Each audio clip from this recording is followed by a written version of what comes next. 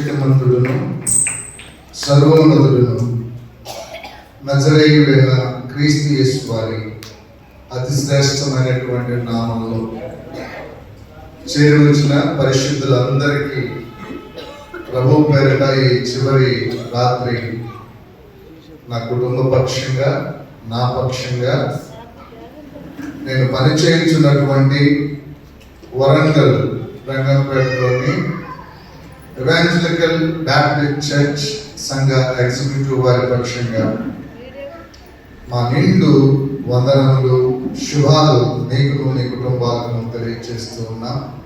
God bless you all. దేవుడు మిమ్మల్ని కుటుంబాలను బహుగా దీవించుకుంటాడు. పాస్టర్ గారు చెప్పారు,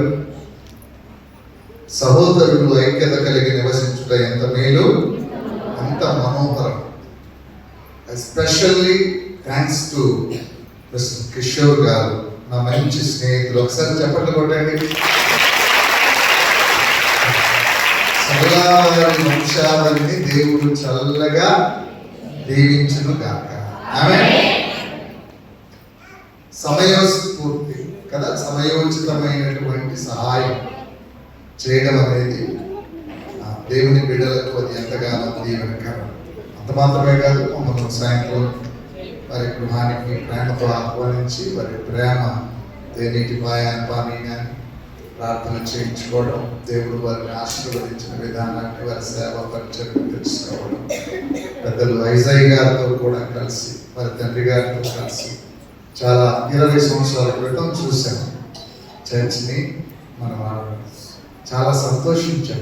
థ్యాంక్ యూ సార్. రియల్లీ ఈ ప్రాంతపు ప్రజలను దేవుడు మీ యొక్క ఆధ్వర్యంలో మరి పరిచర్యలో వాడుకుంటున్నందుకు ప్రభు మిమ్మల్ని మీ కుటుంబాలను బహుగా దీవించి ఆశీర్వదించినట్టు. క్రీస్తునందు ప్రియులారా,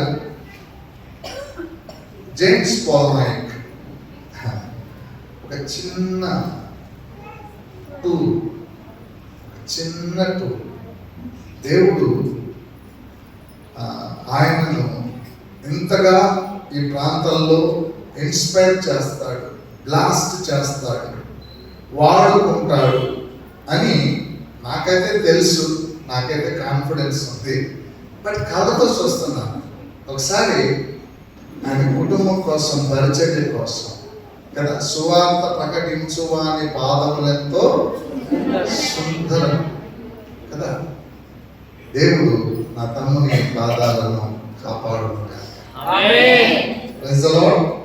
చక్కటి సేవ పరిచయం చేస్తూ మర్చిపోకుండా నన్ను ఆహ్వానించిన నా ప్రియతమని కుటుంబానికి, పిల్లలకు ప్రభు పేరిట మరొకసారి మన అందరి పక్షంగా చెప్పడం కొడుకు దేవుని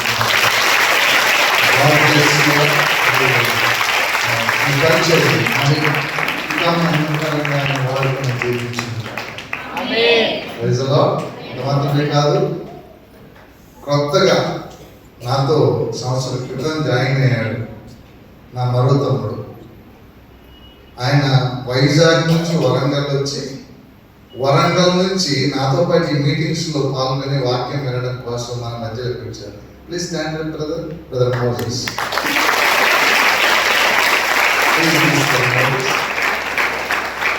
He is also inspired with the word of God. దేవుని వాక్యాన్ని నేర్చుకోవాలని ఆసక్తితో వెంబడిస్తూ బహుదూరం. ఎక్కడ వైజాగ్ ఎక్కడ, వరంగల్ ఎక్కడ, వరంగల్ ఎక్కడ, కళ్యాణదుర్గం ఎక్కడ కదా. అలాగే మరో తమ్ముడు ఉన్నాడు క్రిస్టఫర్. నేను పెనుకొండ సేనజీ మిషన్లో పనిచేస్తున్నప్పుడు మా church sexton once for a time. He is with us, Mr. Christopher గారు.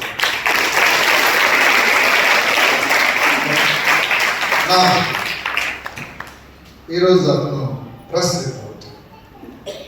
చాలా అద్భుతంగా దేవుడు వారి కుటుంబాన్ని ఆశీర్వదించాడు. దేవుడు మనల్ని అందరినీ దీవించేవాడు. దేవుడు మనల్ని అందరినీ ఆశీర్వదించేవాడు. Special topic for you, but it is small. ఎందుకంటే టైం చాలా తక్కువ ఉంది. కానీ దేవుని మాటలు మనలను ఆలోచింపచేస్తాయి, దీవింపచేస్తాయి. సబ్జెక్ట్ మాత్రమే చెప్తాను, కనెక్టెడ్ విత్ 2 days సబ్జెక్ట్. మీరు ఇంతకు ముందు 2 రోజులు బైబిల్ స్టడీలో, గత 2 రోజులు మీరు విన్న దేవుని వాక్యానికి అనుసంధానంగా కంక్లూషన్ ఇస్తాను ఈరోజు. స్మాల్ ట్విస్ట్ ఫర్ యూ, చాలా చిన్న ట్విస్ట్తో కూడిన బ్లెస్సింగ్. చిన్న మెలకువ మనకు అందరికి ఉంటే చాలు, మనం అందరం ఆ ఆశీర్వాదాలన్నీ స్వతంత్రించుకోవటానికి అర్హత కలిగినటువంటి వారంగా. రాత్రి దాంతోనే ప్రారంభం చేశాను, బట్ ఐ కెనాట్ కంప్లీట్ చేయలేకపోయాను. ఈరోజు దేవుని మాటలు చాలా బలం కలిగినవి కనుక మన ఆలోచన సరళి, మన వే ఆఫ్ థింకింగ్ చాలా షార్ప్గా ఉండాలి. మనం ఎంత షార్ప్గా దేవుని మాటలను అర్థం చేసుకుని దేవుని కొరకు స్టాండర్డ్ కలిగి నిలబడతామో, ఒక్క స్టెప్ నీవు నేను ముందుకు అడుగు వేస్తే దేవుని మాట విని ఆయన 10 steps మన కోసం ముందుకు వస్తాడు. దేవుడు మన విషయంలో అంత ప్రేమ కలిగిన వాడు. దేవుని పిల్లల చదివించబడిన భాగంలోని భావం అదే 15వ అధ్యాయం 1వ వచనంలో, ఇవి జరిగిన తరువాత యెహోవా వాక్యము అబ్రహాముకు దర్శనమందు వచ్చి. ఎవరు వచ్చారు దర్శనమందు? ఎవరు వచ్చారండి? మీకు దర్శనం ఎప్పుడైనా వచ్చిందా? దర్శనంలో వాక్యం వచ్చిందా? అంటే మనుషులు వచ్చారా, దెయ్యాలు వచ్చారా? ఏమన్నా ఆశలు, ఏమన్నా గొప్ప గొప్ప ఇది మీ దర్శనంలో మీరు చూస్తున్నారా? లేకపోతే వాక్యము దర్శనంలో ఎప్పుడన్నా వచ్చిందా? వాక్యం దర్శనంలో రావాలి. వాక్యం అంటే ఎవరు? వాక్యము శరీరధారి అయి కృపా సత్య సంపూర్ణుడుగా మన మధ్య నివసించాడు. ఆయన పేరు యేసయ్య. నీకు దర్శనంలో రావాలంటే తెల్ల గుడ్డలు వేసుకొని నాకు కనపడ్డాడు, నథింగ్. తెల్ల గుడ్డలు వేసుకుని ఒక ఆకారం కనపడుతుంది కదా, ఆ ఆకారం యేసయ్య కాదు, మోసపోకండి. అబ్రహాముకు దర్శనంలో ఎలా దర్శనమిచ్చాడు? ఆయన వాక్య రూపంలో దర్శనమిచ్చాడు. దర్శనమిచ్చి అబ్రహామును ఆశీర్వదిస్తున్నాడు.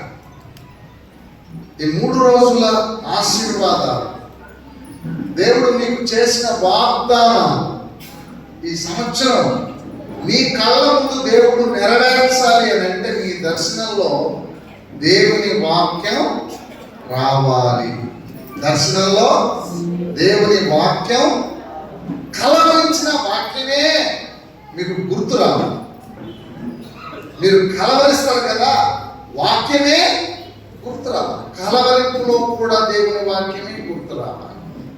అంతగా నీవు దేవుని వాక్యాన్ని నీ హృదయంలో గనక దాచిపెట్టుకోగలిగినట్లయితే, అబ్రహామును పిలిచిన దేవుడు, అబ్రహామును ఆశీర్వదించిన దేవుడు ఈ రాత్రి వేళ నిన్ను నీ కుటుంబాన్ని కూడా ఆశీర్వదించడానికి నమ్మదగినటువంటి ప్రియ దేవుని పిల్లలుగా, అబ్రహాము ఒక రిక్వెస్ట్ పెడుతున్నాడు దేవుని దగ్గర. ప్రభువా, నాకు ఏమేమో ఇచ్చావు, నాకేమి లాభము? నాకు సంతానమే లేదు కదా, నాకు ఏమిస్తే ఏం ప్రయోజనము అని అబ్రహాము భావోద్వేగంతో దేవుడితో మాట్లాడుతూ ఉన్నాడు. చాలా భావోద్వేగంగా దేవుడితో అన్నాడు. అప్పుడు అబ్రహాముకు దేవుడు వాగ్దానం ఇచ్చాడు, ఎలియాజరు కుమారుడు కాదండి నీకు సంతానం, నేను స్వయంగా నీకు నేను సంతానాన్ని ఇస్తాను, ఇవ్వబోతున్నాను. నీ సంతానం ఎలా ఉంటుందో తెలుసా? ఆకాశం వైపు చూచి నక్షత్రాలను నీవు లెక్క పెట్టగలిగితే కదా, అంతమంది సంతానాన్ని నేను నీకు ఇవ్వబోతున్నాను. Praise the Lord. అంత ఎత్తుకి నీ సంతానాన్ని నేను ఆశీర్వదింపబోతున్నాను. నక్షత్రాల వలె నీ సంతానము వెలుగుతారు. నువ్వు వెలుగుమందరం కాదు, నీ సంతానాన్ని నేను ఎలా ఉంచుతాను?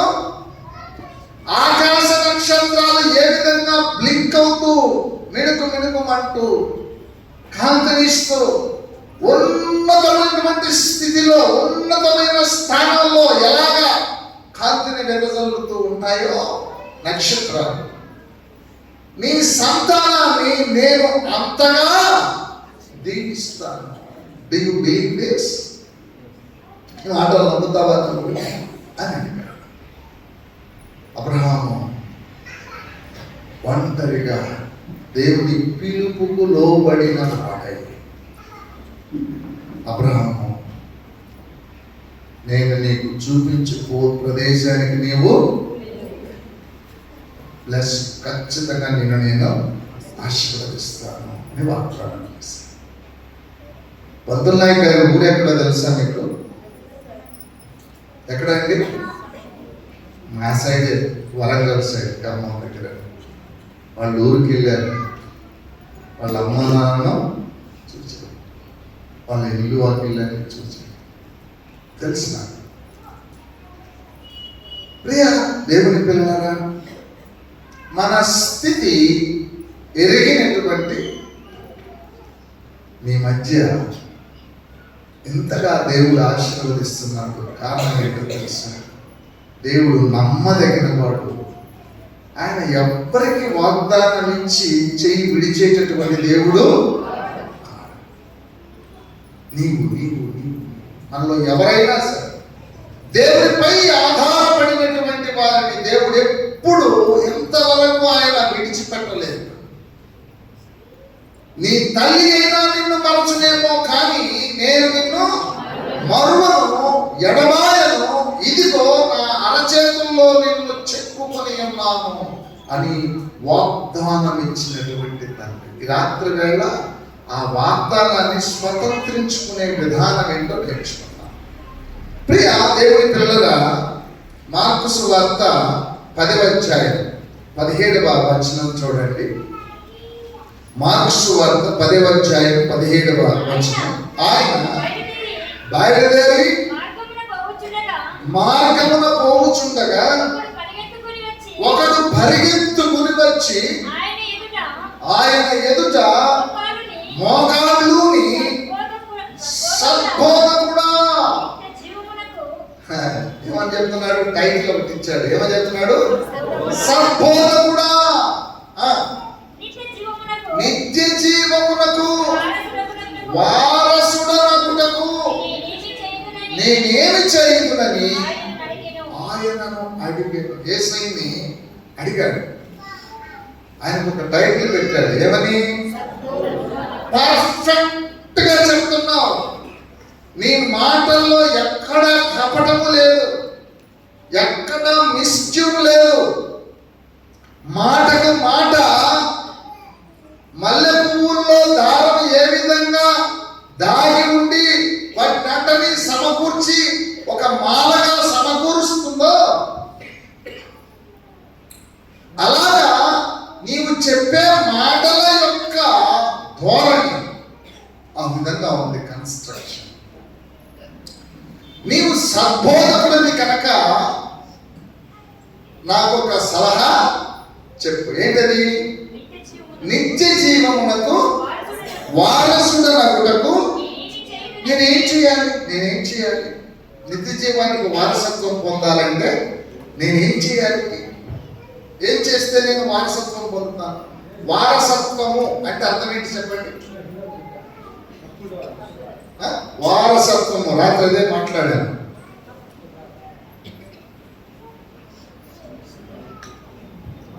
ఒక వ్యక్తి వారసత్వపు హక్కు ఎప్పుడు వస్తుంది? ఒక వ్యక్తి యొక్క ఆస్తి అతని తదనంతరం ఎవరికి వెళుతుంది అంటే బయట వాళ్ళకి ఎవరికి. కాబట్టి ఈ 3 రోజులు బైబిల్ స్టడీలో కానీ ప్రసంగంలో కానీ ఒక విషయాన్ని నేర్చుకున్నాం. ఏంటది? దేవుడు నీకు మరణము లేని జీవితాన్ని ఈ భూమి పైన రాబో రోజుల్లో నీకు, నీ పిల్లలకు, నీ కుటుంబానికి ఆయన ఇవ్వబోతున్నాడు అని దేవుని మాటలను చదివించి వాటి తాత్పర్యాన్ని నేర్చుకున్నాం. ఒకవేళ యేసుక్రీస్తు యొక్క రెండవ రాకడ లోపట నీ వయసు అయిపోయో, నీకు ఏదన్నా ప్రమాదం జరిగో, నీకు ఏదన్నా అన్యాయం జరిగో, ప్రవీణ్ పగడ గారి పరిస్థితి అయింది. మోసకరమైనటువంటి లోకం కనుక, మోసకరమైనటువంటి మనుషులు కనుక నీకు భద్రత లేనటువంటి time. But very soon government అనేది చేంజ్ అయింది. ఎవరి చేతుల్లోకి వెళ్ళిపోతుందంట? దేవుడి చేతుల్లోనికి గవర్నమెంట్ వెళ్ళిపోతుంది. ఆ రోజు మనుషులందరూ ఎవరికి లొంగుతారు? దేవుడికి లొంగుతారు. లొంగే విధానం ఏంటి? లొంగించుకునే విధానం ఏంటి? దేవుడు వాడే వెపన్స్ లాంటివి, మనుషులు వాడే వెపన్స్ లాంటివి. మనుషులు ఏం వాడతారు? ఆయుధాలు వాడతారు, బాంబులు వాడతారు కదా. అయితే దేవుడు వాడేది ఏంటి? దేవుడు వాడే వెపన్ ఏంటో తెలుసా? లవ్. ప్రేమతో జయిస్తాడు ఆయన. ప్రేమతో. ఆయన ఎవరిని కొట్టడండి, ఎవరిని తిట్టడండి. కొడతావా? కొట్టేసాడు. చంపుతావా? చంపేసి అయిపోయినాయండి. ఈయనను రక్షించుకోలేడు, ఈయన మనల్ని రక్షిస్తాడట. కొట్టండ్రా, పొడవడ్రా, పొడిచేశాడు, కొట్టేశాడు. నువ్వు నిజంగా దేవుని కుమారుడు అయితే నిన్ను నువ్వు రక్షించుకొని నన్ను కూడా. ఇంకొకడు అన్నాడు, రేయ్ నువ్వు కూడా నా కేటగిరీ, కానీ ఈయన అలాంటి వాడు. అయ్యా నీవు నీ రాజ్యముతో వచ్చినప్పుడు దయచేసి నన్ను జ్ఞాపకం. That's it. ప్రియ దేవుని పిల్లలారా, ఆయన రాజ్యం ఎలాంటిదంటే దుర్మార్గాలకు, బెదిరింపులకు, ఆయుధాలకు భయపడి లొంగిపోయేటటువంటి గవర్నమెంట్ కాదండి. లొంగ తీసుకునే, బలవంతంగా లొంగ తీసుకునే గవర్నమెంట్. నువ్వు చంపుతావా అంటే చంపేసి, no problem. I want your love. నీ ప్రేమ నాకు, నా మీద ఎంత ప్రేమ ఉందో, ఎంత కక్షందో తీర్చేసుకో, నో ప్రాబ్లం, చంపేసి. బట్ స్టిల్ నేను నిన్ను ప్రేమిస్తూనే నువ్వు నాకు కావాలరా. ఎంత ప్రేమ కలిగినటువంటి వాడు దేవుడు తెలుసు. కనుక అలాంటి ప్రేమ సామ్రాజ్యము it is coming soon, very soon. ప్రకటన గ్రంథం రాసేటటువంటి యోహాను 21వ అధ్యాయంలో చాలా చక్కటి మాటలు రాస్తారు. చదువుతారు. ఇదిగో 21వ అధ్యాయంలో, ప్రకటన గ్రంథం 21వ అధ్యాయం 1వ వచనం చదవండి. అంతటా నేను క్రొత్త ఆకాశమును క్రొత్త భూమిని చూచితిని. మొదటి ఆకాశము మొదటి భూమియు గతించిపోయాను, సముద్రమును ఇకను లేదు. మరియు నేను నూతనమైన యెరూషలేము అను ఆ పరిశుద్ధ పట్టణము తన భర్త కొరకు అలంకరింపబడినదై పెండ్లి కుమార్తె వలె సిద్ధపడి పరలోకమందున్న దేవుని యొద్ద నుండి దిగి వచ్చుట. ఎక్కడికి? మనమున్న ప్రదేశం. ఆ పరలోక పట్టణం అంట పెళ్లి కుమార్తె వలె తను తాను అలంకరించుకొని ఆ పట్టణం కిందికి దిగి వస్తుంది. మనం పైకి పోవడం కాదు, మనం పైకి వెళ్ళిపోవడం కాదండి. ఆ పట్టణమే దేవుడే సాక్షాత్తు యేసయ్యే నీ కన్నీటిని తొడవటానికి, నీ ఇంట్లో భోజనం చేయడానికి, నీతో కలిసి నివసించడానికి నీ మీద ఇష్టపడి దాన్ని విడిచిపెట్టేశాడు. దేన్ని?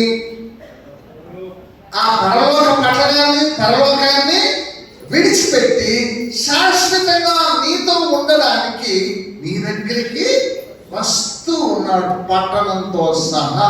ఎక్కడికి? పరలోక ప్రార్థన చేయండి ఒకసారి. నీ నామము పరిశుద్ధ, అంటే మెట్ట అయిపోయిందేమో, మరకలై ఉన్నాయేమో. అంటే ఆయన నామం ఏమైంది? పరిశుద్ధంగా లేదు. పరిశుద్ధపరచబడును కాక అని అర్థం ఏంటి? ఇప్పుడు చొక్కా ఇప్పేసి దీన్ని ఉతికేయమ్మా అన్నామంటే ఆ చొక్కా ఎట్లా ఉంటే ఉతికేయమని చెప్తావు కదా. నీ నామము పరిశుద్ధపరచబడును కాక. ప్రకటన గ్రంథం 19వ అధ్యాయంలో ఏమంటాడంటే, రక్తములో ఉంచబడిన వస్త్రము ఆయన ధరించుకుని ఉండెను, మరియు దేవుని వాక్యము అను నామము ఆయనకు పెట్టబడి ఉన్నది. ఆయన నామం ఏంటి? దేవుని వాక్యం. నీ నామము పరిశుద్ధపరచబడును కాక. అంటే ఆయన వాక్యం ఏమైపోయింది? కలగా పొలగం అయిపోయింది. వాక్యం ఏమైపోయింది? అది ఆయన వాక్యం ఉన్నది ఉన్నట్టుగా లేదు. దేవుళ్ళు ఎంతమంది? దేవుళ్ళు ఎంతమంది? చెప్పండి అమ్మా. దేవుళ్ళు ఎంతమంది? యేసుక్రీస్తు తండ్రి నీ చేతికి నా ఆత్మను అప్పచెప్తున్నాను. ఎవరితో చెప్తున్నాడు? ఆయన ఎవరు? మాట్లాడలేదు. ఆయన ఎవరు? ఈయన ప్రియ కుమారుడు, ఈయన యందు నేను ఆనందించుచున్నాను అని ఒక స్వరం వచ్చింది. ఎవరైనా ఎవరు చెప్తున్నాడు? తండ్రి నీ చేతికి నా ఆత్మను అప్పచెప్తున్నాను. ఎవరైనా? ఇప్పుడు దేవుళ్ళు ఎంతమంది?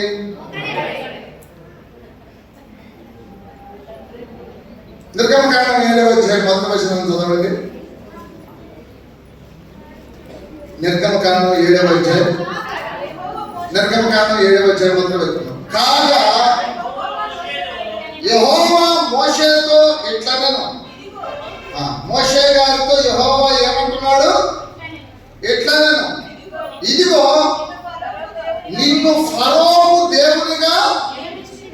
ఇప్పుడు మోషే ఏమైపోయాడు? వీడు మొత్తం దేవుళ్ళు ఎంతమంది? మొత్తం దేవుళ్ళు ఎంతమంది? మోషే దేవుడు కాదా? మోషే దేవుడా కాదా? మళ్ళా చదవండి. అదే వచ్చిన నిర్గమకాండం 7వ అధ్యాయం. కాగా యెహోవా మోషేతో ఇట్లనెను, ఇదిగో నిన్ను ఫరోవు నిన్ను ఫరోవు దేవునిగా నియమించితిని. ఇప్పుడు ఫరో ఏమని పిలవాలి మోషేని? ఫరో మోషే గారిని ఏమని పిలవాలి? మోషే ఏమైపోయినాడు ఇప్పుడు? దేవుడేనా? ఎవరికి? ఫరోకి దేవుడే. ఫరోకు దేవుడే. ఇంకా 4వ అధ్యాయం నిర్గమకాండం 4వ అధ్యాయం. నిర్గమకాండము 4వ అధ్యాయం తీసారా? 15వ వచనం నుంచి చదవండి. 4వ అధ్యాయము. నీవు అతనితో మాట్లాడి అతని నోటికి మాటలు అందింపవలను. నేను నీ నోటికి అతని నోటికి తోడయండి, మీరు చేయవలసిన దాన్ని మీకు బోధించదను. అతడు మీకు బదులుగా జనులతో మాట్లాడను. అతడు మీకు మోరుగా. ఎవరికి మోరుగా ఉంటారు? అహరోను మోషే గారికి మోరుగా ఉండును. మోషే నీవు అతనికి దేవుడుగా ఉండు. ఎవరికి? అహరోను. ఇప్పుడు అహరోను మోషే గారిని ఏమని పిలవాలి? పిలవాలి? Praise the Lord. అహరోను గారు మోషే గారిని ఏమని పిలవాలి? దేవుడా అని. ఫరో మోషే గారిని ఏమని పిలవాలి? దేవుడా అని పిలవాలి. యేసుక్రీస్తు ఎవరిని దేవుడా అని అంటున్నాడు? ఎవరు అంటున్నాడు? ఏలైనగా మనకు కుమారుడు అనుగ్రహింపబడెను, ఆయన భుజం మీద రాజ్యభారం ఉండును. చదవాలి. నేను చదవలేదు ఎప్పుడు. యెషయా గ్రంథం 9వ అధ్యాయం క్రిస్మస్ పండగప్పుడు బాగా చదువుతారు కదా. ఏలైనగా మనకు శిశువు పుట్టెను, మనకు కుమారుడు అనుగ్రహింపబడెను, ఆయన భుజం మీద రాజ్యభారం ఉండును. ఆలోచనకర్త బలవంతుడైన ఎవరైనా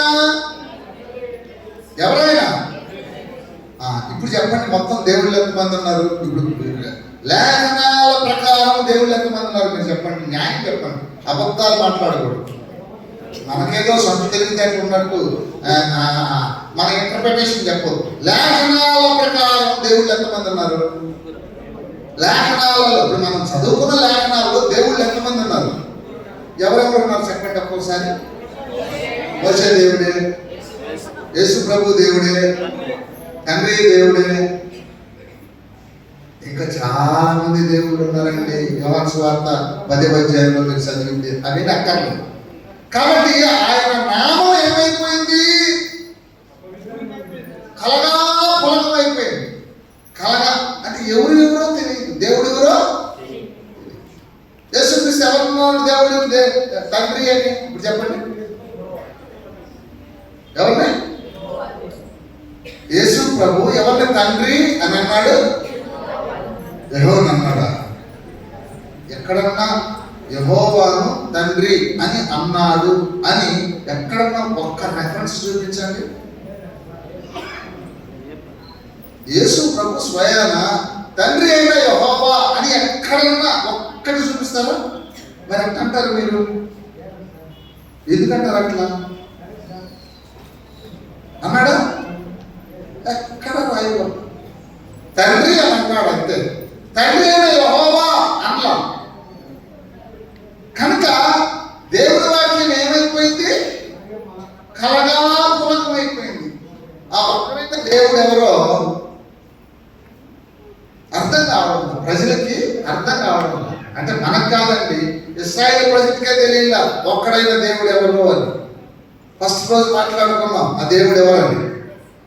అర్థమైందా? నీ నామము పరిశుద్ధపరచబడును కాక. ఏంటి ఆయన నామము? రక్తంలో ఉంచబడిన వస్త్రము ఆయన ధరించుకుని ఉండెను, దేవుడి వాక్యము అను నామము ఆయనకు పెట్టబడి ఉన్నది. వాక్యము పరిశుద్ధపరచబడాలి. ఇప్పుడు చెప్పండి పరలోక ప్రార్థన. నీ నామము పరిశుద్ధపరచబడును కాక.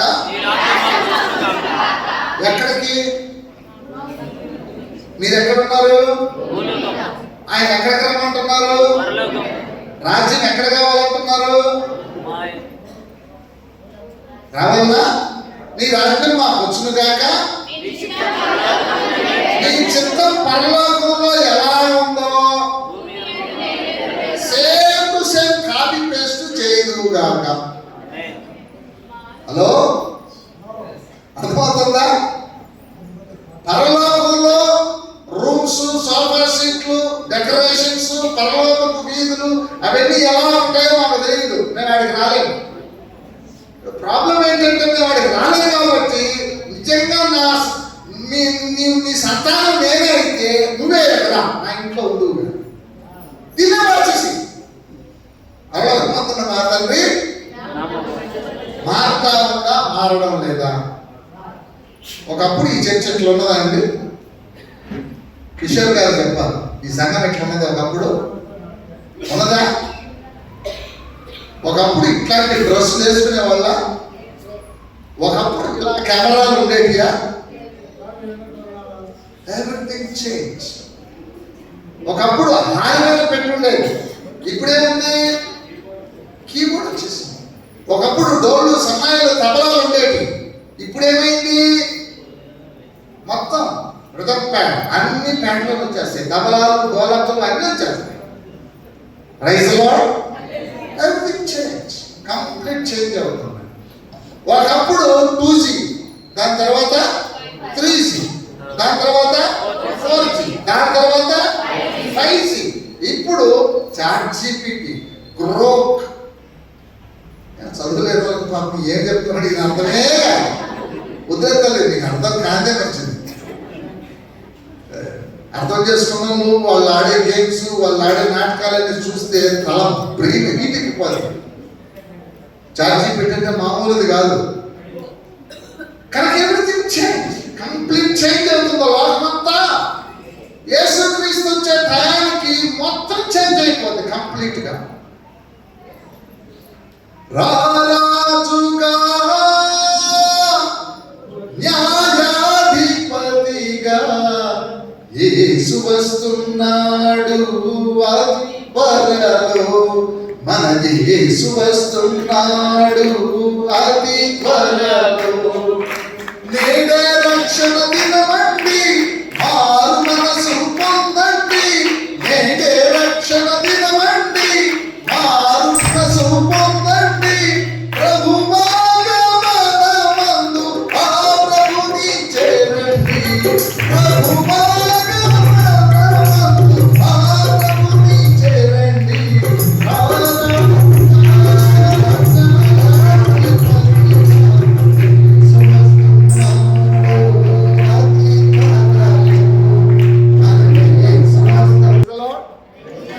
ఈ భూమిని పరిపాలన చేయడానికి ఎవరు వస్తున్నారు? రారాజుగా వస్తున్నాడు.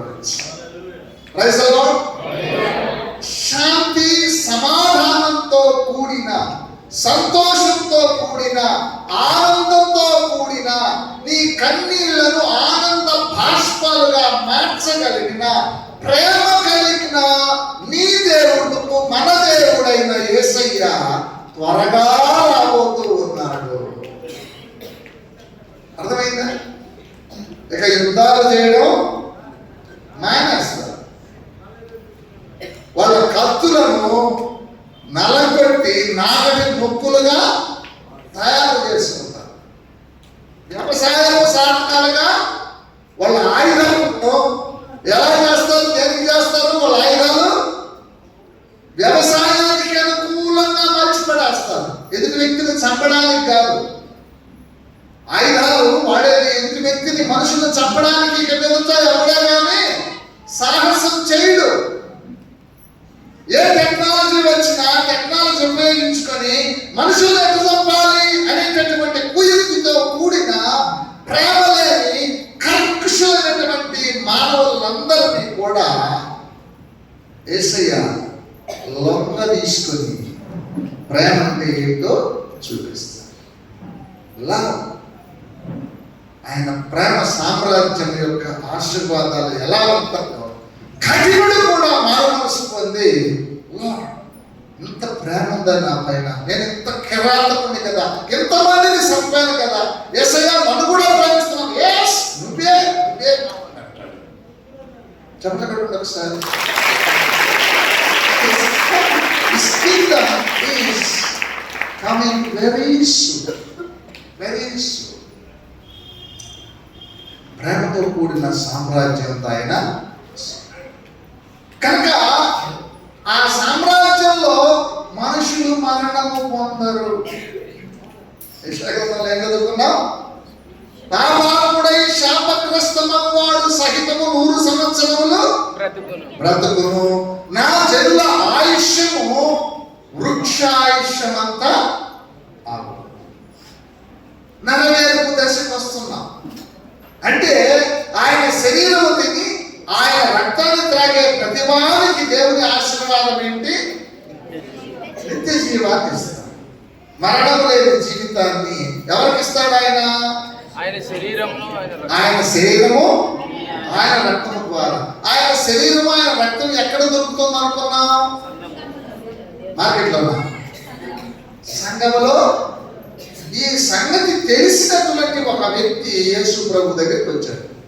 వచ్చి మోకాళ్ళేసి సద్బోధకుడా ఏమంటున్నాడు ఆయన?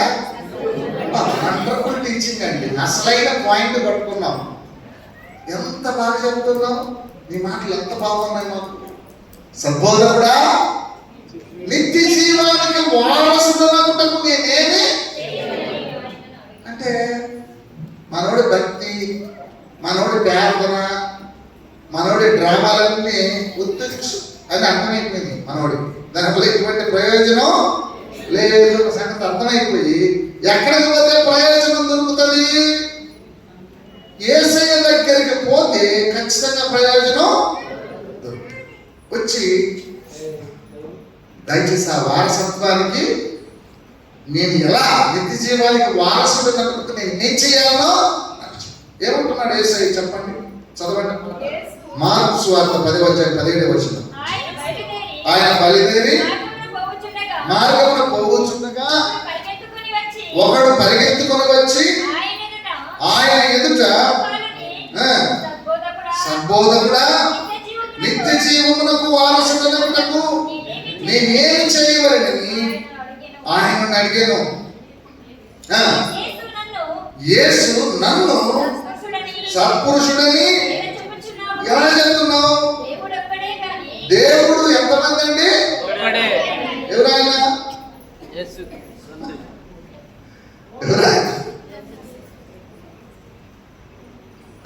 దేవుడు ఒక్కడే కానీ దేవుడు ఒక్కడే కానీ సత్పురుషుడు ఎవడు కాడు.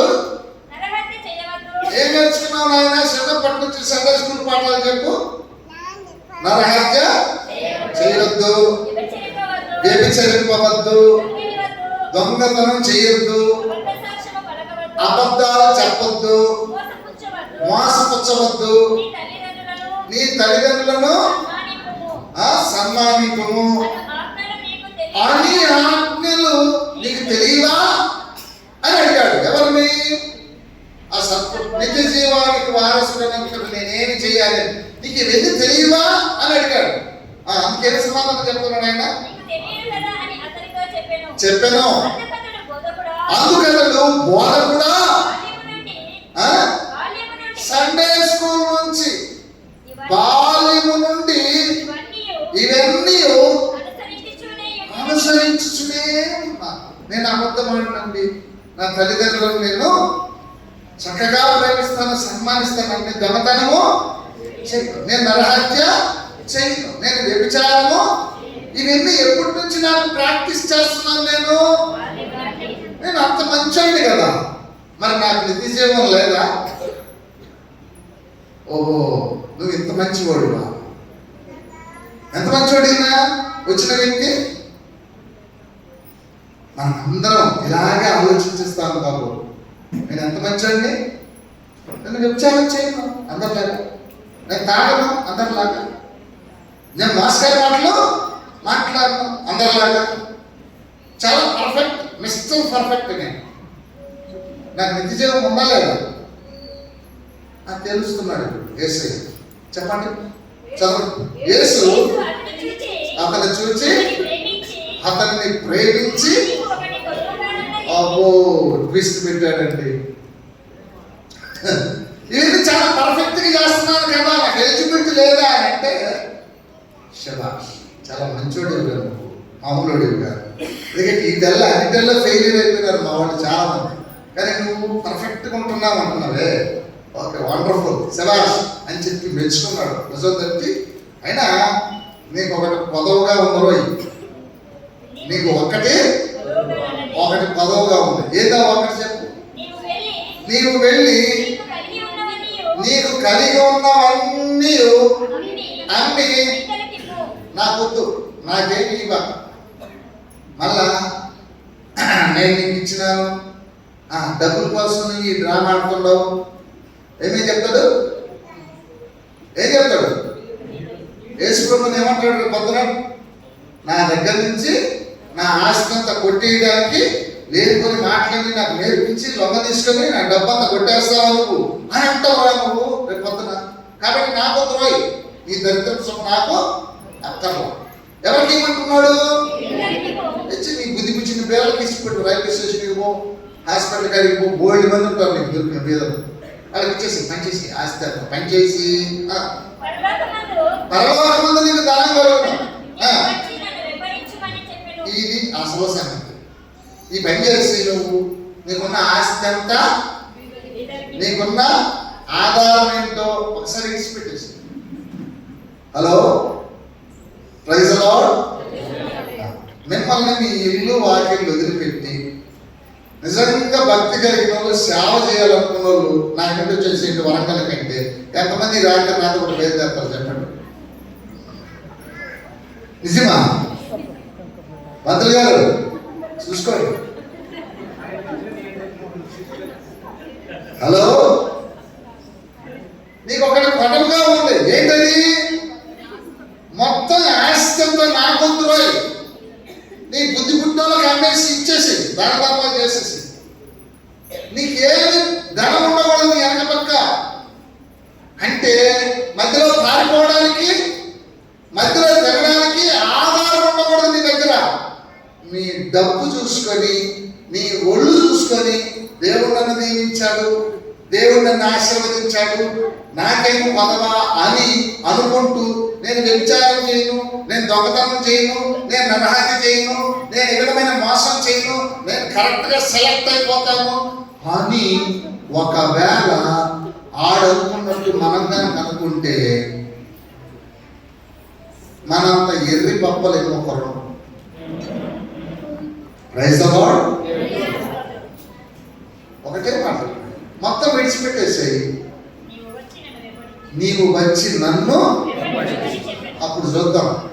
అతడు మిగుల ఆస్తి గలవాడు గనుక ఆ మాటకు ముఖము చిన్నబుచ్చుకొని దుఃఖపడచ్చు. ఇప్పుడు దొరికిపోయాడు దొంగ. ఈ దొంగ దొరికిపోయినాడు. వాడు నరహత్య చేయడు, దొంగ వాడు వ్యభిచరించడు, వాడు తాగడు, వాడు మోసం చేయడు. 24 గంటలు దేవుడా దేవుడా దేవుడా అనుకుంటూ చాలా భక్తి నిష్ఠాగరిష్ఠుడు. అట్టోడికి దిక్కు లేకుండా పోయినాడు. ఒకటే ఒక లోటుపాటు. ఏంటి ఆ లోటుపాటు? వాడి డబ్బు, వాడి ఆస్తి, వాడి దేవుడు, వాడి కడుపే వాడికి. Praise the Lord. ఈ రాత్రి నీ ఆస్తి నీకు దేవుడు కాపాడు. నీ ఆస్తి ఆయన తీసుకోవాలని కాదు. ఈ రాత్రి వేళ నీతో మాట్లాడుతుంటే చిన్ని గవ్వ కూడా అవసరం లేదు. ప్రభువునకు వలె పరలోకం విడిచి మన కోసం వచ్చాడు కదా. అబ్రహాము వల్లే పిలిచిన చోటికి మొత్తం విడిచిపెట్టి, తల్లిదండ్రులందరినీ విడిచిపెట్టి బయలుదేరి వచ్చాడు కదా అబ్రహాము. ఆయన సేవకులు కూడా సమస్తాన్ని విడిచిపెట్టి సేవకు వచ్చారు కదా. నువ్వు రాగలవా? నీకు ఉందా? గడ్స్ ఉన్నాయా? త్యాగం చేయగలవా? చేయగలిగితే చేయగలిగితే ఆడు మారిపోయినాడు, వాడు లేడు, వాడు ఇంకా దొరకడం. మార్క్స్ వార్త 10వ అధ్యాయం 28వ వచనం నుంచి చదువుతాం. పేతురు, ఇప్పుడు ఎవరైనా పేతురు ఇవన్నీ వింటున్నాడు, ఈ కథ అంతా వింటున్నాడు. ఎవరు? పేతురు. విని ఇదిగో మేము సమస్తమును విడిచిపెట్టి నిన్ను వెంబడిస్తామని ఆయనతో చెప్పసాగిన. ప్రభా, వాడు వెళ్ళిపోయిందా? మేము వస్తున్నాం కదా. వాడు వెళ్ళిపోయిండు. మరి మా సంగతి ఏంటి? మేము వస్తున్నాం కదా, ఏమిటి సేవ చేస్తున్నాం కదా. నువ్వు ఎక్కడికి వెళ్తే అక్కడికి మేము వస్తున్నాం కదా. మీరు ఏం చెప్తే అది మేము వింటున్నాం కదా. నువ్వేం పెడితే మేము తింటున్నాం కదా. నీ శిష్యులే కదా, నీ పాదం పట్టుకుని ఎప్పుడు తిరుగుతున్నాం కదా. మాకేంటి ఏమిస్తాం? చెప్పు, ఇప్పుడు చెప్పాలి. ఇప్పుడు వాగ్దానం చేయాలి, లేకపోతే మనం విడిచిపెట్టం. నిన్ను నేను విడువను దేవా, నీవు నన్ను దీవించు వరకు నిన్ను నేను విడువను దేవా. యాకోబులాగా పట్టుకున్నాడు. ఎవరు? మాకేంటి లాభం? నా బెనిఫిట్ ఏంటి? నవరత్నాలు ఇస్తావా స్కీమ్? నాకు ఓట్లు వేస్తే మీకు నవరత్నాలు ప్యాకేజ్, నాకు ఓట్లు వేస్తే ఆర్టీసీ బస్సులో ఫ్రీ, మా ఓట్లు వేస్తే మీకు టీవీలు ఇస్తాం, కలర్ టీవీ ఇస్తాం. బలబలే అంటే ఇప్పుడు ప్యాకేజ్ లేకుంటే మనుషులు ఓట్లు వేయదు. ఒక సీర ఉంటే ఇంకొక సీర ఫ్రీ. ప్యాకేజీ అన్నమాట, ప్యాకేజీ మాస్టర్. ఇప్పుడే కాదు, అప్పుడు కూడా ఉన్నాయి ప్యాకేజీ. మా ప్యాకేజీ ఏంటని చెప్పు, ఇప్పుడు చెప్తే ఆ తర్వాత సంగతి చూస్తాం అన్నమాట. అందుకు యేసు ఇట్లా నేను నా నిమిత్తమును, దేని నిమిత్తం? సువార్త నిమిత్తమును ఇంటినైనను అన్నదమ్ములనైనను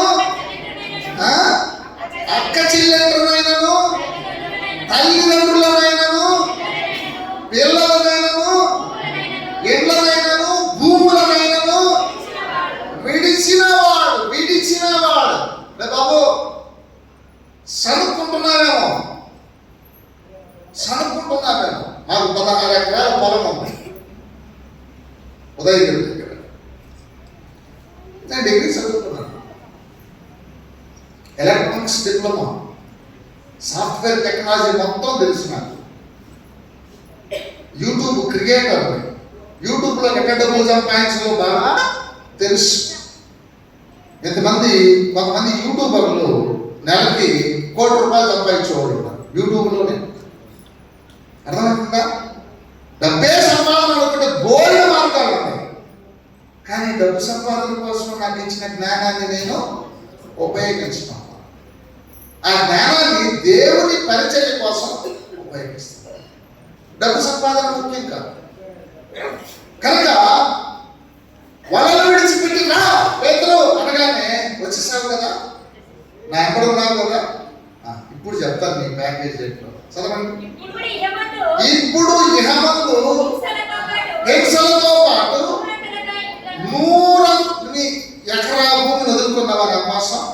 నీకు ఎన్ని ఎకరాలు ఇస్తాను అంటే 100 ఎకరాలు ఇస్తాను. పోయి పేతురు, నువ్వు నా కోసం, సేవ కోసం ఎంత బాగొట్టుకున్నావు? ఎకరా భూమి బాగొట్టుకున్నావు అనుకో. ఇప్పుడు నేను నీకు ఎన్ని ఎకరాలు ఇస్తాను? 100. అంటే 1 ఎకరం భూమి దేవుని కోసం వదులుకుంటే 100 నూరంతలుగా ఇళ్ళను, అన్నదమ్ములను, అక్క చెల్లెండ్రులను, తల్లులను, పిల్లలను, భూములను రాబో లోకమందు.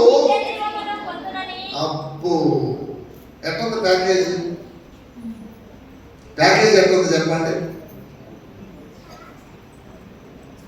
ప్యాకేజ్ బాగుందా లేదా? ఎవడన్నా ఇస్తాడా ఈ భూమి మీద ప్యాకేజ్? 1 ఎకరా నువ్వు ఇన్వెస్ట్మెంట్ చేస్తే నీకు ఎన్ని ఎకరాలు ఇస్తాను నేను? 100. నీ తల్లిని, ఒక తల్లినే నువ్వు కోల్పోయినా, నీ తల్లితో పాటు ఎంతమంది తల్లులు లాంటి వాళ్ళని నీకు తల్లులుగా ఇస్తాను? 100 మంది తల్లులు నీ చుట్టూ ఉంటారు. నీ అక్క చెల్లెల్ని 1 అక్క చెల్లెల్ని వదులుకున్నావు, నేను నీకు ఎంతమందిని ఇస్తాను? 100 మంది అక్క చెల్లెల్ని ఇస్తాను. నీ పిల్లల్ని, ఒక తమ్ముడు, ఒక బాయ్ అండ్ ఒక గర్ల్ వదులుకున్నావు, నేను నీకు ఎంతమందిని ఇస్తాను? 100 మంది కూతుర్లు అంట, 100 మంది కొడుకులు అంట, 100 ఎకరాల భూమి అంట. ఏమండి, పంతులనాయకి ఎంతమంది అక్క చెల్లెళ్ళు ఇస్తాడు? పంతులనాయక్ గారికి ఎంతమంది బిడ్డలు ఇస్తున్నాడు? ఎంతమంది కుమార్తెలు ఇస్తున్నాడు? ఎంతమంది కొడుకులు ఇస్తున్నాడు? ఎంతమంది అమ్మల్ని ఇస్తున్నాడు? ఎంతమంది అక్కలను ఇస్తున్నాడు? ఎంతమంది తండ్రులు ఇస్తున్నాడో? నాట్ ఓన్లీ కూర్చున్నటువంటి సేవకులకి అందరికీ ఎంతమంది అక్క చెల్లెళ్ళు, ఎంతమంది తమ్ముళ్ళు, ఎంతమంది తల్లిదండ్రులు ఉన్నారో తెలుసా? రక్త సంబంధం కంటే మించిన ప్రేమ అండి దేవుని ప్రేమ. అర్థమవుతుందా? అక్క చెల్లెళ్ళు, అన్న తమ్ముళ్ళు, తల్లిదండ్రుల కంటే మించిన ప్రేమ యేసయ్య ప్రేమ. అలాంటిది, అంత గొప్పది. ప్రియ దేవుని బిడ్డలారా, ఇవన్నీ కాక రాబోవు లోకమందు, ఎప్పుడంతా మార్కు సువార్త 10:30 రాబోవు లోకమందు అంటే నిత్య జీవం ఇప్పుడుందా? ఎంతవరకు మనుషులు చచ్చిపోతున్నారు. రాబోవు కాలం అంటే వాళ్ళకి రాబోవు కాలం అంటే ఏది? వాళ్ళ ముందున్న కాలం. ఎన్ని సంవత్సరాలు గడిచిపోయింది? 2025 సంవత్సరాలు. అంటే బహుశా నువ్వు నేను బ్రతికి ఉన్న ఈ కాలమానంలోనే ఆ నిత్య జీవం అనేది దేవుడు ఎటో చేయవచ్చునేమో. అర్థమవుతుందా? నువ్వు నేను బ్రతికి ఉన్న కాలంలోనే యేసయ్య వచ్చేస్తాడేమో. నువ్వు కనుక నిక్కచ్చిగా నిలబడగలిగితే దేవునికి, దేవుడు చెప్పిన మాటలకు, దేవుడు చేసిన ప్రామిసులకు నీవు కనుక నిక్కచ్చిగా కనుక ఉండగలిగితే దేవుడు నీకు కూడా ఏమిస్తాడు? నిత్య జీవము. అలాగే ప్యాకేజీలోనే ఉన్నాయి. ఇన్వెస్ట్మెంట్ చేయండి, దేవుని కొరకు ఇన్వెస్ట్మెంట్ చేయండి. దేవుని కొరకు నీవు ధనము కూర్చు. రేపు పొద్దున రూపాయికి 100 రూపాయలు నువ్వు రూపాయి వేసినావంటే నీకు 100 రూపాయలు. నీకు 100 రూపాయలు ఇస్తే 1000 రూపాయలు. నువ్వు 1000 రూపాయలు ఇస్తే నువ్వు ఒక్క పట్టణాన్ని కోల్పోతే 100 పట్టణాలను నీ చేతికి అప్పగించి నువ్వే ఈ 100 పట్టణాలు నీవే పరిపాలన చేసుకో. నిన్న ఒక మంత్రిగానో, నిన్న ఒక కింగ్డమ్కి రాజుగానో చేసి పడేస్తా. ప్రేమ సామ్రాజ్యంలో నీకు ఉద్యోగం, నీ బిడ్డలకు ఉద్యోగం కదా. ఇవన్నీ కూడా నీకు బెనిఫిట్. ఎప్పుడు? వారసత్వము. యేసుక్రీస్తు యెషయా 9:9 ఏం రాయబడింది? ఆయన నిత్యుడకు తండ్రి. ఆయన ఎవరంట? ఆయన నిత్యుడకు తండ్రి అంటే పేతురు ఏమవుతాడు? ఆయనకి కుమారుడు అంటే వారసుడేనా? అయితే నువ్వేమవుతావు ఆయనకి? కుమార్తె అయితే చెప్పు, కాకుండా మాత్రం చెప్పొద్దు. చెప్పకూడదు. కుమార్తె నిజంగా పంతులనాయకు గారు ఆయన కొడుకు అయిపోయినాడు. ఎందుకంటే తండ్రి వదులుకున్నాడు కదా, ఆయన చెప్పిన మాటలు పెట్టున్నాడు కదా, ఆయన చెప్పిన పని చేస్తున్నాడు కదా. కొడుకు సేవకులందరూ ఆయన కుమారులే. నువ్వెవరు? వారసత్వంలో నీకు తండ్రి ఎవరు? ఎవరై ఉండాలి నీ తండ్రి కదా. మత్తయి సువార్త 10:37 చూడండి. 10:37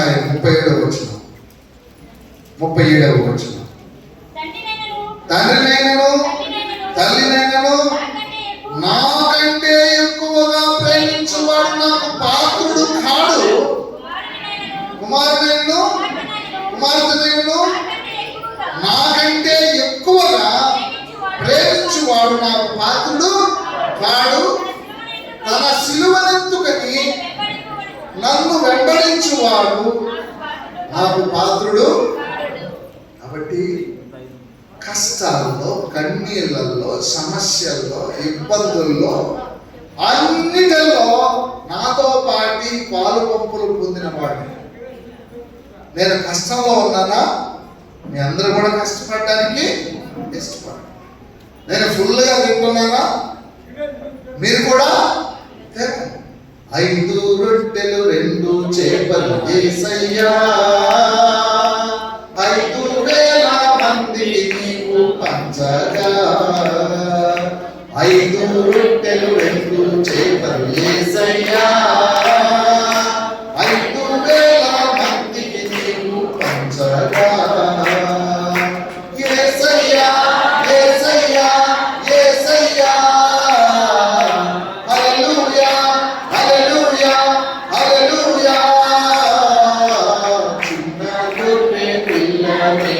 యేసయ్యా మెల్ల మెల్లగా నడుపు యేసయ్యా. చిన్న గొర్రెపిల్లను స్వామి, నేను చిన్న బిడ్డను ఆయన, నేను చేయబట్టుకొని నడిపిస్తే నేను ఎక్కడికైనా అంటే వచ్చేయాలి. నా గొర్రెలు నా స్వరము వేణును. గాఢాంధకారపు లోయలలో నేను సంచరించినను ఏ అపాయములకు నేను భయపడను. నీ కాపరి నీకు తోడుగా, నీ కాపరి నీకు తోడుగా ఉంటాడు. ఏ అపాయాన్ని కూడా నువ్వు చంచలం కలిగి భయపడాల్సిన అవసరమే. కనుక ప్రియ దేవుని బిడ్డలారా, దేవునిపై ఆధారపడినటువంటి ఎవరినే కానీ దేవుడు విడిచిపెట్టేటటువంటి వాడు. ఈ రాత్రి వేళ దేవుడు అదే నీతో మాట్లాడు. వేళ నీకు ఏం లేకపోయినా సరే ఆయన వెంబడించడం తెలిస్తే చాలా. అబ్రహామును దీవించిన రీతి దేవుడు నిన్ను కూడా దీవించడానికి ఆయన గొప్ప ప్రేమ కలిగిన తండ్రి. వారసత్వం అనేది చాలా ఇంపార్టెంట్. వారసత్వం అనేది చాలా ఇంపార్టెంట్. ఇర్మియా గ్రంథం 2వ అధ్యాయం 25వ వచనం. ఇర్మియా 2వ అధ్యాయం 25వ వచనం. జాగ్రత్తపడి నీ పాదములకు చెప్పులు తొడుగుకొనుము, నీ గొంతుక దప్పికొనకుండునట్లు జాగ్రత్త పడుము అని నేను చెప్పినను, నీవు ఆ మాట వ్యర్థము, నేను వినను. నేను అన్యులను మోహించుకుని వారి వెంబడి పోవుదునని. ఇశ్రాయేలు ప్రజలారా, నీ మాట నాకు అవసరంలా. నేను వెంబడించను. నేను ఎవరిని వెంబడించాలో వాళ్ళని వెంబడించేస్తాను. నీ వెంబడి మాత్రం నేను రాను. 26వ వచనం. దొరికిన దొంగ సిగ్గుపడినట్లు ఇశ్రాయేలు కుటుంబము వారు సిగ్గుపడుతురు. నీవు మా తండ్రివని మాతోను, నీవు మా తండ్రివని రానుతోను. ఎవరితో అంటున్నారు? మానుతో తండ్రి అంటారు. మాను తండ్రి అవుతుందా? మాను తండ్రి అవుతా? నీవు మా తండ్రివని మానుతోను, నీవే నన్ను పుట్టించినది అని రాగి చెప్పుతూ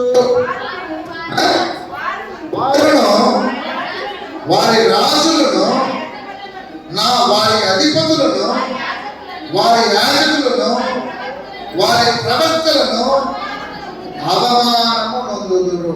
ఎవరికి పుట్టారంట వీళ్ళు? మానకి, సౌడు పక్షులకి. కొంతమంది గుళ్ళకి వస్తానే ఎక్కడ లేని భక్తి వచ్చారు. వింటున్నారా? కోడే ముందు మాకరించి ప్రభాస్తోత్రం. దేవుడు ఎవరండి? కోడి. కొంతమంది ఒక గోడ ఎదురుగా పోతారు, ఆడ తలకాయ నేలకానిచ్చి దేవాస్తోత్రం. దేనికి దండం పెడుతున్నావు? దేనికి లేకపోతే ఎవరి ముందు లొక్కుతున్నావు నువ్వు? గోడకి, రాతికి, రక్తం. హలో, దైవజనుడు కనపడితే బ్రదర్ బాగున్నారా? హలో, హాయ్ బ్రదర్ బాగున్నారా? కానీ మొక్కేది ఎక్కడా? చెక్కకి, రాళ్ళకి. చెక్కలకి రాళ్ళకి మొక్కి, ఈ చెక్కలకి రాళ్ళకి పుట్టినవారు ఏమన్నా? ఈ కొయ్యకి నువ్వు పుట్టావా? పుట్టావా? ఎలా పుట్టావు? యాకోబు పత్రిక 1వ అధ్యాయం 18వ వచనం. అంతే. పుట్టేది ఎట్లా? That is one process. ఆత్మను సృష్టించిన వాటిలో మనము ప్రథమ ఫలముగా ఉండునట్లు సత్యవాక్యము వలన మనలను సంకల్ప ప్రకారము కనెను. సత్యవాక్యము వలన మనలను తన సంకల్ప ప్రకారము ఎట్లా పుట్టామంట మనం? సత్యవాక్యము. రాళ్ళకు రప్పలకి పుట్టలేదు. రాళ్ళకు రప్పలకి మనం పుట్టము. కొయ్యలకి మనం, మన తండ్రి కొయ్య కాదు, మన తండ్రి రాళ్ళు రప్పలు కాదు. కాబట్టి కన్స్ట్రక్షన్స్, బిల్డింగ్స్ యొక్క పేరు చెప్పుకొని గొప్పలు చెప్పుకోవద్దండి. కన్స్ట్రక్షన్స్ పెద్ద పెద్ద, మా చర్చికి 40,000 మంది వస్తారండి, అంత పెద్ద చర్చి మంది. మా కన్స్ట్రక్షన్ ఒకసారి చూడండి ఎంత బాగుంది. కన్స్ట్రక్షన్ పుడతావా నువ్వేమన్నా? డెకరేషన్స్ కి జన్మిస్తావా నువ్వేమన్నా? మరి ఎంత పెద్ద చర్చి అండి, ఎంత పెద్ద చర్చి, చర్చికి పుడతారా ఎవరు? ఎవరు పుడతారు? ఎఫెసీ పత్రిక 1 కొరింథీ పత్రిక 4:14 నుంచి చదవండి. ఎవరికి పుడతారు? మిమ్మల్ని సిగ్గుపరచవాలని కాదు కానీ నా ప్రియమైన పిల్లలని మీకు బుద్ధి చెప్పినవి మాటలు రాయించున్నాను. క్రీస్తునందు మీకు ఉపదేశకులు 10,000 మంది ఉన్నను, తండ్రులు అనేకులు లేరు. క్రీస్తు యేసునందు స్వార్థ ద్వారా నేను మిమ్మును. కాబట్టి ఎవరికి పుడతారు ప్రజలు? ఒక వ్యక్తికి జన్మిస్తారు. పోడియంకు జన్మించడు, రాళ్ళకి జన్మించడు. దయచేసి మోసపోవద్దండి. ఎవరికి జన్మించాలి? ఒక మనిషికి జన్మిస్తాడు. ఒక మనిషికి ఎలా జన్మించాలి? ఆ మనిషి చెప్పే సత్యవాక్యము చేత దేవుడికి జన్మిస్తాడు. అసలైన తండ్రి ఆయన, ఆధ్యాత్మిక తండ్రి సంఘం. అంతేకాని జన్మించే విధానం ఇంకొక విధానం. వారసత్వం ఎట్ట వస్తుందంట? నిత్య జీవానికి ఏం కావాలా? వారసుడు కావాలి, వారసుడు కావాలి. ఇప్పుడు చెప్పు, నీ తండ్రి ఎవరు? నువ్వు ఎలా జన్మించావు? తండ్రులు ఎంతమంది ఉండాలి? తండ్రులు ఎంతమంది ఉండాలి? ఒక్కడే. ఒకరి పేరే చెప్పాలి, 5-6 మంది పేర్లు చెప్పకూడదు. 5-6 మంది మాస్టర్ల పేర్లు చెప్పకండి. హలో హలో, ఒక పాస్టర్ 3 ఏళ్ళు, ఇంకొక పాస్టర్ 5 ఏళ్ళు. తండ్రి ఏమైపోతున్నాడు అంటే, పుట్టినోళ్ళు మీ తండ్రి ఎవరంటే ఎవరి పేరు చెప్పాలి? మా తండ్రి 1, 2, 3, 4 అంటే ఏమనుకోవాలి చూసేవాళ్ళు? అవ్వా, ఇది ఎవడు పుట్టిన వీడికే రైజలో ఏం పోతుంది? వారసత్వం. ఏం వారసత్వం? నువ్వు వారసత్వం పోతుంది. ఏం వారసత్వం? నిత్య జీవం పోతుంది. ఎవరిని పట్టుకుని తండ్రి అంటున్నావు? కొయ్యను పట్టుకొని తండ్రి అని మోకాలు వేసి దండం పెట్టాలి. రాత్రి రొమ్మలు పట్టుకొని తండ్రి అని దండం పెట్టాలి. ఇశ్రాయేలు ప్రజలు సాక్షాత్తు దేవుడే శరీరదాకే వారి మధ్యలో పశువుల పాకలో పుట్టి అద్భుతాలు చేసి ఆశ్చర్యకార్యాలు చేసి వారితో కలిసి తింటూ వారితో కలిసి సావాసం చేస్తూ వారి మధ్య నివాసం చేస్తుంటే శిష్యులు ఆయన దగ్గరికి వచ్చి, ప్రభువా, ఈ రాళ్ళ లాంటివో, ఈ గోడల లాంటివో, ఎంత అందమైన సొంతమైన మందిరమో ఒకసారి చూడు అని అంటే ఒళ్ళు బగ్గుమని యేసుక్రీస్తు వెంటనే అన్నాడు, ఇది రాతి మీద రాయి. అయిపోయింది, ఫినిష్. గోల్డెన్ టెంపుల్ అది యెరూషలేములో సొలొమోను కట్టించిన టెంపుల్. రాతి మీద రాయి అంటే రాళ్ళు రప్పలు తండ్రులు. రాళ్ళకి రప్పలకు మనం పుట్ల, మనం ఎవరు పుడతాం? జీవము కలిగిన దేవునికి తద్వారా వారసత్వాన్ని సంపాదించుకుంటాం. తండ్రులు ఎంతమంది ఉండాలి? ఒక్కరే ఉండాలి. నీ లైఫ్ టైంలో ఆ తండ్రి ఎవరో నువ్వు గుర్తించగలిగితే ఇట్ ఈస్ ఎనఫ్. అయిపోయింది, నీ గోల్ కంప్లీట్ అయిపోయింది. లైఫ్ టైం, నీ జీవితం అంతా ఎత్తుకులాడుకొని నీ తండ్రి ఎవరో నువ్వు కనుగొంటే చాలు. అయిపోయింది కదా, నీ చాప్టర్ క్లోజ్. నీ దశమ భాగాలు అక్కర్లా, నీ కానుకలు అక్కర్లా, నువ్వు ఇచ్చే ఆయనకి హూ ఈజ్ మై ఫాదర్, నేను ఎవరు పెట్టండి, నన్ను ఎవరు కన్నారు, నన్ను ఎవరు నవమాసాలు మోసారు, నేను ఏమి తెచ్చినా, నేను ఏమన్నా, నేను ఎంత కోప్పడినా డాడీ తిరిగి మళ్ళా నా దగ్గరికి వచ్చి నన్ను పట్టుకొని కౌగులించుకొని డాడీ నా ఇంట్లో నుంచి బయటకు పోకుండా నన్ను వెంబడించిన నా బిడ్డలెవరు, నాతో ఉన్న వారు ఎవరు? చిన్న శాతం కలుగుతుంది, నా భాగంగా మంచి ఇచ్చేసి ఎక్కడైతే నేను నమ్మను, నేను పోతా, నా డబ్బులు తీసుకుని నాకు ఇచ్చేసి అన్నాడు. ఎవడు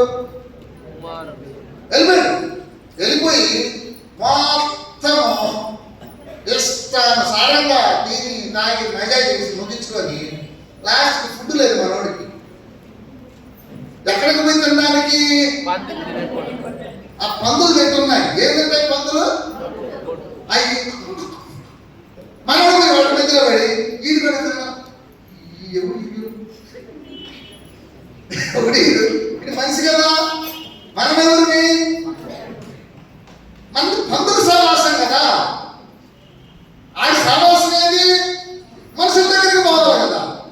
నేను తినే ఫుడ్, నేను తినే పొట్టు ఈడు తినడానికి వచ్చినాడే అని చెప్పి అన్నాయి. అడిగి సిగ్గొచ్చింది. ఎవడికి? తప్పిపోయిన కుమారుడు. అప్పుడు నా తండ్రితో నేను ఉంటే ఎంత బాగుండేది. చాలా మందికి ఫుడ్ ఉంది అక్కడ. నా తండ్రి చాలా గొప్పోడు. తండ్రి నేను నీకు విరోధంగా తప్పు చేసేసాను, పాపం చేసేసాను అని నా తండ్రితో నేను చెప్పుకుంటాను, నేను ప్రేమ కలిగినాను అని తిరిగి రావడం మొదలుపెట్టాడు. ఎవరి దగ్గరికి? అప్పుడు దూరంగా వెళ్ళి చూస్తున్నాడు. నా కొడుకు ఇదే రూట్లో ఏ రోజైనా వస్తుంది అని అనుకుంటున్నాడు. నా బిడ్డ ఎక్కడికి పోవడం. కొన్ని రోజులకి గడ్డాల మీసాలు తిరిగిపోయి నట్టి ఒళ్ళంతా పక్క చిక్కిపోయి అలాగ వస్తున్నాడు.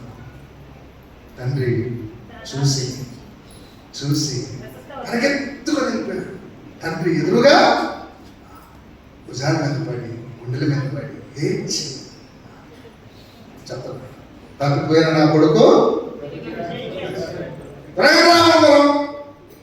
ప్రశస్త వస్త్రం, చేయించండ్ర స్నానాలు, సుగంధాలతో పండగ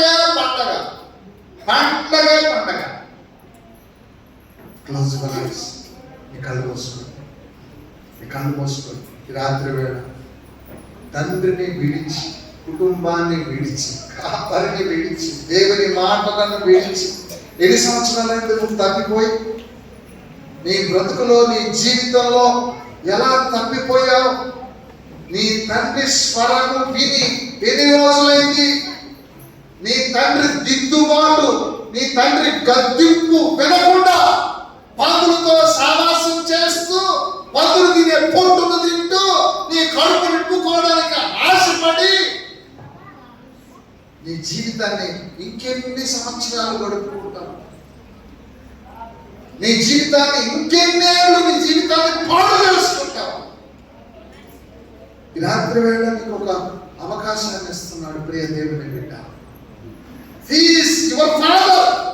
ఆయన నీకు తండ్రి కనుక ఆయన నీవు జ్ఞాపకం చేసుకొని ఆయన నాకు తండ్రి అని, అయ్యా నా పాపాలు క్షమించు నాయన ఒక్క మాట నీవు చెప్పగలిగితే ఈ రాత్రి వేళ నీకు ప్రశస్తమైన వస్త్రాన్ని ఇవ్వడానికి ఆయన సిద్ధంగా ఉంటున్నాడు.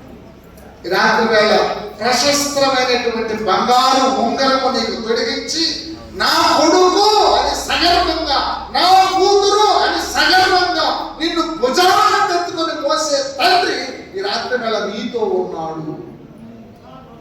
నువ్వెన్ని తప్పులు చేసినా, నువ్వెన్ని పాపాలు చేసినా, నువ్వెంతగా తండ్రిని విడిచి దూరంగా వెళ్ళిపోయినా నీ తండ్రి నిన్ను ఇంకా ప్రేమిస్తూ ఉన్నాడు. నువ్వెంత తాగుబోతువో నాకు తెలియదు, నువ్వెంత వ్యభిచారమో నాకు తెలియదు, నువ్వు నువ్వెంత మోసగత్తమో ఎంత మోసగాడువో నాకు తెలియదు. లేవంటే వెళ్తే ఈ రాత్రి వేళ పరిశుద్ధంగా జీవించినాను. యేసయ్యా తండ్రి, నేను నీకు సరెండర్ అవుతున్నాను నాయన. నా జీవితాన్ని మార్చవాలి, నేను బ్రతుకును మార్చుకొని ఆ పరమ తండ్రికి వారసుడిగా వారసురాలిగా నీవు ఈ రాత్రి వేళ కాగలిగినట్లయితే దేవుడు నీకు ప్రశస్తమైనటువంటి వస్త్రాలు ఇచ్చి, నీ పాపములన్నిటినీ క్షమించి, కోల్పోయిన నీ ఆస్తిని అంతటినీ నీకు సరెండర్ చేసి, నిన్ను ప్రేమించే తండ్రి నీకు తోడుగా ఉన్నాడు, నిన్ను విడువడు. ప్రార్థన చేస్తున్నా. అలాగే కళ్ళు